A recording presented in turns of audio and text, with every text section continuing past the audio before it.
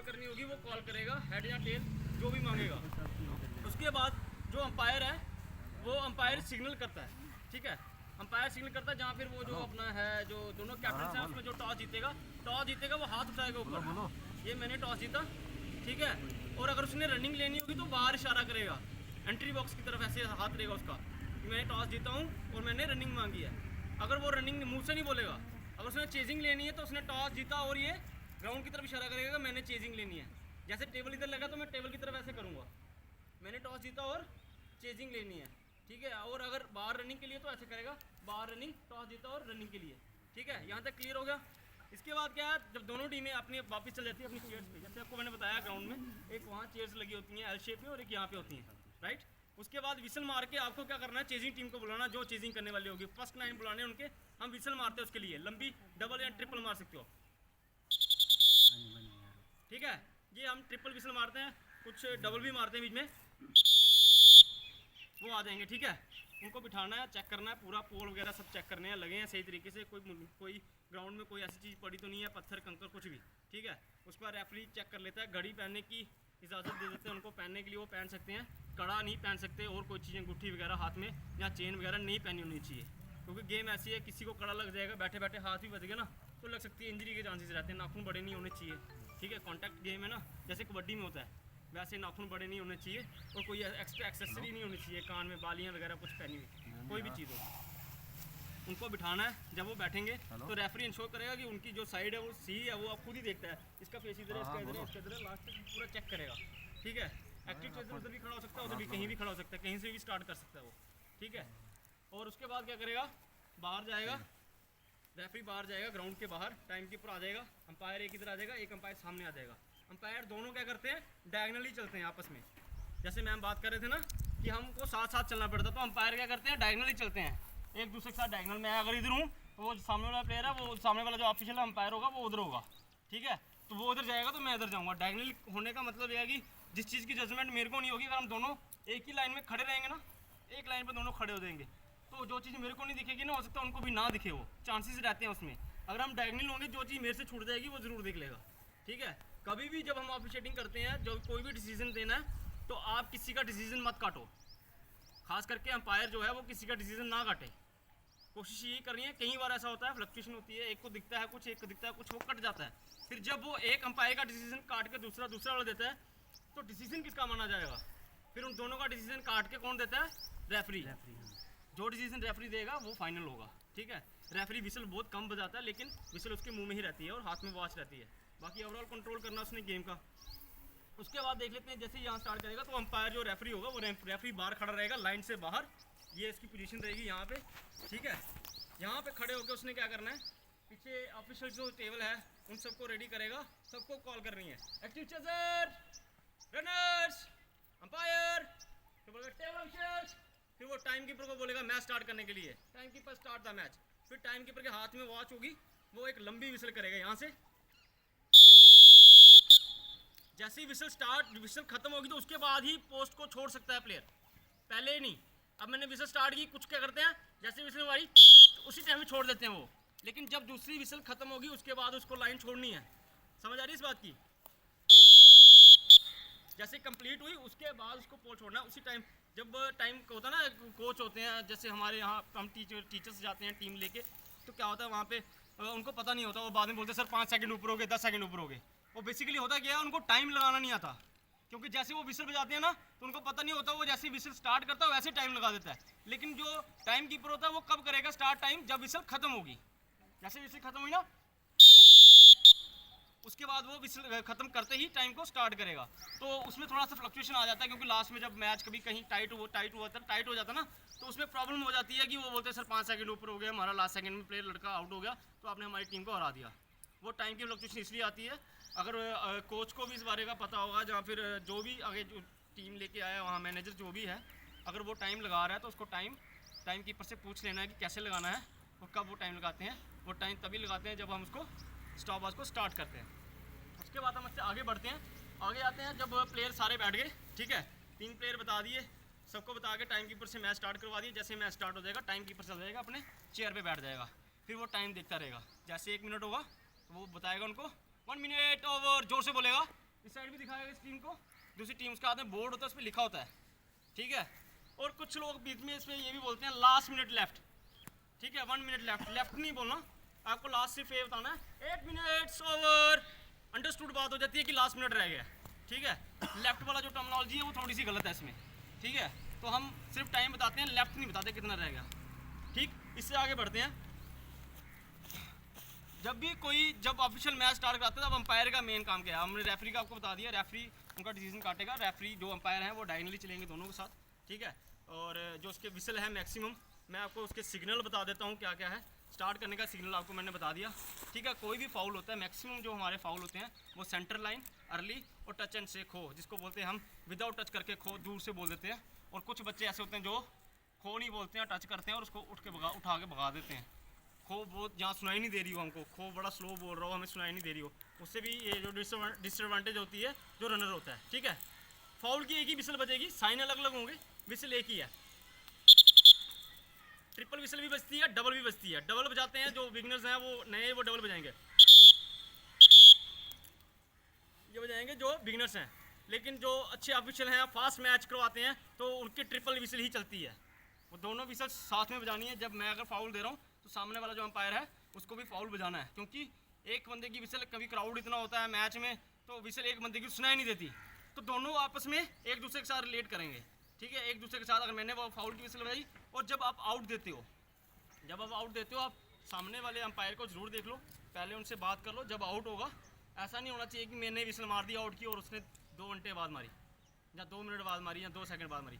एक साथ दोनों का डायरेक्शन होना चाहिए, उसको पूछना है आउट है, वो बोलेगा हाँ आउट है, तो एक साथ विसल मारो, एक साथ हाथ खड़ा रहो, तो देखने में भी अच्छा लगता है, ठीक है, उसका इफेक्ट भी अच्छा रहता है।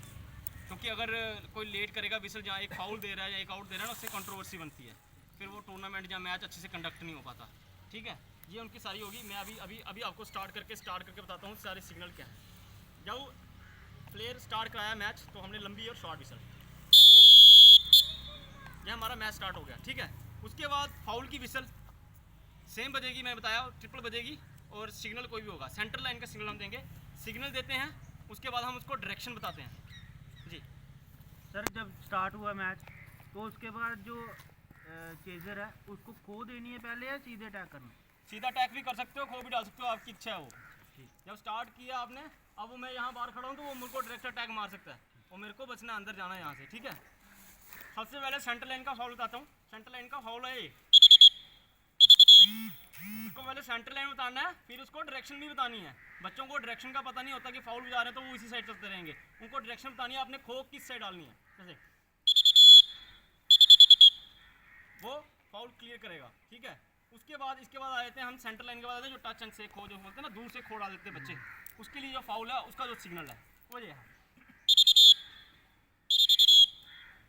साथ में बजाएंगे कि कांटेक्ट नहीं है, टच करके फिर खो डालनी है। हम बताते हैं दोनों में डिस्टेंस है, दोनों में डिस्टेंस है, टच एंड से खो बराबरली नहीं हुआ है, ठीक है। ऐसे करके साथ में उसको डायरेक्शन बतानी है, अगर इस साइड जाना होगा तो इस साइड, ठीक है। फिलहाल डबल ही विसल बजाओ, वैसे ट्रिपल भी बजती है। उसके बाद अर्ली रेजिंग होती है, जो बच्चा मतलब कि जल्दी उठ जाता है, खो डालने से पहले ही उठ जाता है, तो उसमें हम अर्ली में साइन देते हैं। एक साइड में हम डायरेक्शन देंगे, एक साइड में हम साइन देंगे। इस साइड देना जहाँ, ये इस साइड, ठीक है। दोनों हाथ से नहीं देना, कुछ लोग दोनों हाथ से भी देते हैं, ठीक है। और इसके बाद आ गया हमारा टच एंड से खो आ गया। फाउल खो होती है, जैसे साउंड नहीं करते ना, तो हम उसको पहले वार्निंग दे देते हैं। एक वार्निंग दो आप, जैसे चेस्ट नंबर 4 है, हम बोलेंगे चेस्ट नंबर 4 खो लाउडली, एक बार बोलोगे, ठीक है। उसके बाद उसको फाउल देना है, उसका सिग्नल क्या है कि आपने खो लाउड नहीं किया, ठीक है। एक और होता है कि खो की जगह कुछ लोग कुछ और वर्ड यूज़ करते हैं, रॉन्ग प्रोनाउंसिएशन ऑफ खो, तो उसके लिए भी हम बताते हैं। फाउल होता है, उसको बताना है रॉन्ग प्रोनाउंसिएशन ऑफ खो, ठीक है। और डायरेक्शन बतानी है, सेम विसल सेम रहेगी। आउट की विसल सिंगल है, वो है, और एक साथ दोनों ने एक दूसरे के साथ आमने सामने नज़र मिला के, उसका भी दोनों अंपायर एग्री होने चाहिए उस चीज़ से, ठीक है। और मेरे जो, मैं अगर इधर अंपायर हूँ तो मेरे ज़्यादा डायरेक्शन जो ज़्यादा मैंने आउट देने हैं, जो मेरा आउट का डिसीजन है वो पार वाला रहेगा, क्योंकि मेरे को बहुत क्लियर कट यहाँ से दिखेगा। अब अगर मैं यहाँ खड़ा हूँ, इसके पीछे अगर कोई प्लेयर आ रहा है तो मेरे सामने प्लेयर है जो रनर है, उसकी पीठ मेरी साइड है ऐसी, तो अगर वो मेरे को यहाँ पे टच मारेगा तो मुझे दिखेगा नहीं, उसको दिखेगा लेकिन मुझे नहीं दिखेगा, तो मैं उसको आउट दे नहीं सकता। तो वो उसका डिसीजन है, वो वही देगा, ठीक है। जो मेरे को दिखता है वो मैं दे सकता हूँ, ज़रूरी नहीं है इधर वाला मैं नहीं दे सकता, दे सकता हूँ। लेकिन ऐसी कंडीशंस आ जाती हैं बीच में कि अब मैं सामने खड़ा हूँ, अंपायर बिल्कुल लाइन पे मेरे सामने खड़ा है, पीछे से टच मारा तो मुझे तो दिखेगा नहीं ना टच लगा कि नहीं लगा, डाइव करके टच किया तो मुझे दिखेगा नहीं, तो वो उसको ज़्यादा क्लियर से दिखेगा। इसलिए अपोजिट आपने ज़्यादा ध्यान रखना है, उधर जब आपको कोई अटैक मारा ना तो उस पर ज़्यादा ध्यान रखना, ज़्यादा फोकस करना है, क्योंकि उसको दिखेगा नहीं, वो डिसीजन आपका ही होगा, ठीक है। बाकी उस टाइम पे सर मेरे को पूछ रहे थे कि शायद आप ही का क्वेश्चन था कि वो बच्चा जो पोल मारता है यहाँ से वो वापस चल जाता है, वो बेसिकली क्या करता है, यहाँ जैसे पोल मारता है, ये पोल मारा उसने, ये उसकी टांग पहले हवा में है, फिर उसके क्या करता है यहाँ से ये यहाँ से वापस चला जाता है, उसका कॉन्टैक्ट तोड़ के जाता है वो, अब वो यहीं से वापस चलता है, वो यहाँ खाली पैर डालेगा, यहाँ से वापस चल जाएगा, ठीक है। तो ये पोस्ट लाइन है, ज़रूरी नहीं है आपको पोल टच करना, बच्चे को बताना है ज़रूरी नहीं है पोल टच करना। अगर प्लेयर यहाँ पे है तो मैं यहाँ जाके यहाँ से खाली इसको कॉन्टैक्ट तोड़ूंगा, कबड्डी और जैसे कबड्डी का बोनस लेते हैं, तो ये फेस टर्न का सिग्नल है, फाउल सेम बजेगा, हम ऐसे उसको बताएंगे, ठीक है, विसल बजाएंगे, साथ में डायरेक्शन बताएंगे, सेम चीज़। और वही सेम फाउल यहाँ भी देते हैं, जब मैं जैसे यहाँ जा रहा हूँ, यहाँ से अगर मैंने प्लेयर को आउट कर दी ये टच मार के और मैं यहाँ मुड़ गया वापस, तो वो फेस टर्न हो गया, क्योंकि मेरी डायरेक्शन कहाँ है इधर, मैंने उसको टच करना है, 90 पे टच कर सकता हूँ और जाएगा इधर, ठीक है। और अगर कोई डायरेक्शन फाउल हो जाता है तो उसका हम शोल्डर का बताते हैं, डायरेक्शन फाउल, जैसे यहाँ से गया मैं यहाँ जाके यहाँ से अगर वापस जा रहा हूँ तो आप डायरेक्शन फाउल की विसल बजा सकते हो, बच्चा वापस ना जाए अपनी जगह पे, क्योंकि वो 90 मार सकता है, 90 से ज़्यादा पीछे नहीं जा सकता। 90 मैं बता देता हूँ, वो 90 ये है, जैसे ये मेरा पैर ही निकल गया, अब 90 इस पैर का मेरा जाएगा यहाँ से, ये यहाँ तक मार सकता हूँ उसको मैं, बिल्कुल लाइन पे पीछे नहीं जा सकता, अगर मैं 90 डिग्री पे, हाँ 90 पे पूरे 90 एंगल पे वहाँ से मार सकते हैं, ठीक है। अगर वो पीछे जा रहा तो हम उसको डायरेक्शन फाउल देंगे शोल्डर का, और इस साइड जाना आपने, ठीक है। और भी बहुत सारे फाउल हैं, बहुत सारे इसमें वो हैं, ब्लॉक करते हैं, एक्स्ट्रा ऑर्डिनरी आगे स्किल भी हैं, तो हम थोड़ा बेसिक करेंगे इसमें, ठीक है। तो मैं बता दूँ आपको फाउल होता क्या है बेसिकली, सर बैठना आप, ठीक है। अब मैं यहाँ खड़ा हूँ, मेरे को खो मिलती है, पहले तो दोनों पैर पैरेलल करके बैठना है, दोनों पैर, ये पोजीशन है, कप शेप में रहेगी, ऐसे बैठना है। अब इधर सामने आ जाओ सभी, साथ में स्किल भी बता देंगे इधर, और फ्रंट लाइन से हम बाहर बैठेंगे ऐसे करके, दोनों हाथ हमारे फ्रंट लाइन से बाहर आ सकते हैं, पैर बाहर नहीं आने चाहिए, पैर जो फ्रंट लाइन के अंदर होने चाहिए, दोनों चीज़ें ऐसी बिल्कुल रख सकते हो आप, हाथ रख के, हाँ ये आप रख सकते हो, आपको जगह देने की ज़रूरत भी नहीं है, रनर खुद जगह लेगा। हाँ अपने चीज़ों को आप जगह आपने देनी है तो आप उसको आराम से ऐसे जगह दे सकते हो, वो साथ में जाएगा बिल्कुल लाइन पे। ये एक टेक्निकल स्किल है, इसमें क्या होता है कि जो रनर आता है तो हम ऐसे बैठे रहते हैं कि रनर ब्लॉक होता है वो, क्योंकि उसको जाना तो वो इधर से जाएगा, अगर हमें पता है इसके पीछे हमारा प्लेयर है, जैसे रनर निकलेगा साथ में हम ऐसे साथ में फोल्ड कर लेंगे अपने आप को। अब ये लाइन पे उसको पूरी जगह मिल गई, यहाँ पे पैर रख के भी इसको मार सकता है वो, तो वो क्या करता है बिल्कुल लाइन के साथ जाता है हाथ निकाल के। तो ये एक एडवांस स्किल है जो हम बच्चों को सिखाते हैं, वो बचपन से उनको सिखाई हो तो वो आगे जाके बेटर करते हैं, नहीं तो हमारे बच्चे क्या करते हैं लाइन से इतना दूर दौड़ते हैं। अब यहाँ से मारूंगा इतनी रीच नहीं है, यहाँ से मारूंगा तो कहाँ से पैर को खींच के लाऊंगा, है ना, फाउल तो ये भी नहीं है ना, लाइन के बाहर से ही हूँ मैं, हम इस लाइन को यूज़ नहीं करते हैं, बच्चों को इस चीज़ का बताना चाहिए, ठीक है। ये हमारी पोजीशन है बैठने की। अब 2 स्टेप में हमको खो डालनी है, बच्चों को ये सिखाना है, 2 स्टेप में हमने खो डालनी है। अब जिस साइड जाएंगे, ये मेरा पैर निकल गया एक, ठीक है, दूसरा ये निकल गया, दूसरे टच करना है को, दूसरे स्टेप में आप यहाँ भी टच कर सकते हैं, खैर यहाँ भी कर सकते हैं, लेकिन ऊपर टच किया ज़्यादा बेटर है क्योंकि वो सब दिखता भी है, ठीक है। तो ये 2 चीज़ें हैं, एक स्टेप निकाला, बैंड रह के खड़ा नहीं होना, ये को, उसके बाद ये जाएगा आराम से, दिक्कत नहीं मारना इसको, ये जाएगा उसके बाद आराम से बैठ सकता हूँ मैं, कोई फाउल नहीं है इसमें कोई फाउल नहीं है कि जब धक्का मार के, बच्चे बोलते हैं ना धक्का मार के फटाफट उसको उठा के खुद बैठ जाते हैं, अभी वो उठा नहीं होता, तो आपने अपना बैलेंस बना के रखना है, जितना स्पीड में जाओगे तो उठ के चला जाएगा, उसके बाद आराम से बैठ जाओ अपनी जगह पे, आप कोई दिक्कत नहीं है। ये जो बेसिक है ये बच्चों को सिखाना है, इसमें बेसिक क्या है, जिस हाथ में जिस साइड जाना है वही वाला पैर वही वाला हाथ यूज़ करेंगे। अब देखो, अब ये मेरा पैर है, ये है, इसके बाद मैं ये पैर निकालूंगा, अब मेरा नज़दीक हाथ ये है, ये दूर है, अगर उसको मैं ऐसे खो डालूंगा तो पहुंचूंगा नहीं, एक तो टाइम वेस्ट होगा, टाइम की गेम है, टाइम मिनिमम बचाना है हमको, कम से कम अपने टाइम में ज़्यादा से ज़्यादा प्लेयर आउट करने हैं। अब इतने से टाइम में अगर सारी टीम ऐसे करेगी ना, कम से कम 10 सेकंड खाएगी, है ना, तो 10 सेकंड खाएगी तो पूरे मैच में कितने से टाइम खाएगी, तो वहाँ से क्या मैच हम हार जाते हैं, जहाँ बैकफुट पे चले जाते हैं।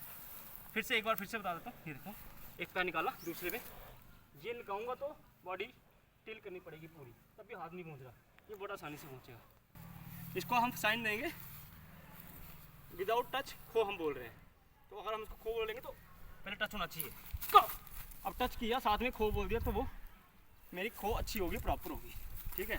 अगर मैं खो दूर से बोल दूंगा, पहुंचा नहीं उधर, दूर से उसको खो बोल दिया, तो वो जो हमारे रनर है उसको एडवांटेज नहीं मिलेगी, ठीक है। ये जो बेसिक स्किल है आप बच्चों को ये सिखाओ। उसके बाद अगर आपके पास पोल है तो हम पोल की आपको मैं भी स्किल बताता हूँ कि पोल में कैसे बच्चे को पोल टर्न कराना है, या और उसको बच्चे को जब भी चीज़ बतानी है, एक चीज़ उसके जरूर में दिमाग में ज़रूर डालनी है कि आपको उसको देखना है जो रनिंग कर रहा है। कोई प्लेयर रनिंग कर रहा है तो मेरी नज़र प्लेयर पे होनी चाहिए। कवर हम तभी करते हैं जब प्लेयर बाहर है, जैसे सर खड़े, तो वो अगर वो प्लेयर है, रनर है, वो रनिंग कर रहा है, मैं इसको खो डालता हूँ, जो अर्ली उठ जाता है।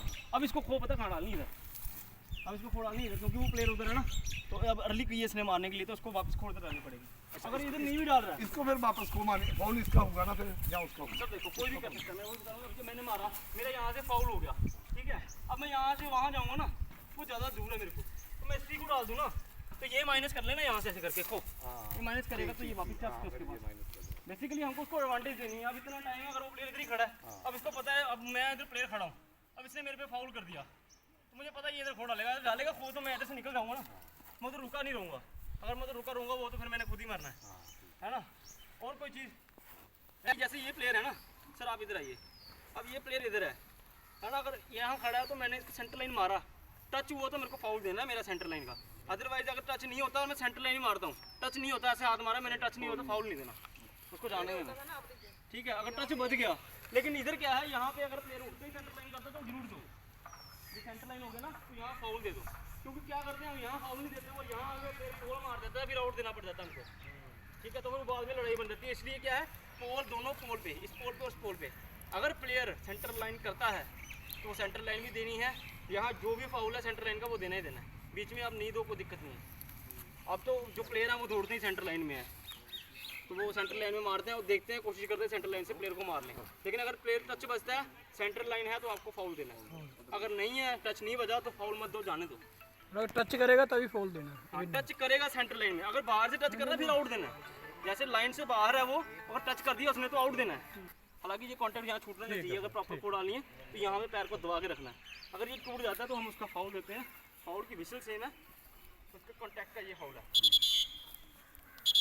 उसको बताना और साथ साथ में उसके साथ क्या जाना है, उसको सिग्नल देके ये इसका फाउल है। ये फाउल देके साथ तोड़ता था, उससे प्लेयर जा रहा है, फाउल दिया तब किस चीज़ का फिर वो फाउल है? रिवर्स से आएगा ना पीछे। हाँ, अगर प्लेयर इधर है तो उधर जाएगा, अगर इधर है तो वापस जाएगा, रिवर्स करना है। जहाँ फिर आप किसी को, मैंने जैसे अंदर बताया आपको माइनस टैग मारना, तो आप उस टैग को छोड़ के एक स्केप छोड़ के आगे प्लेयर खड़ा उसको टैग मार सकते हैं। और कोई चीज़ मैंने जो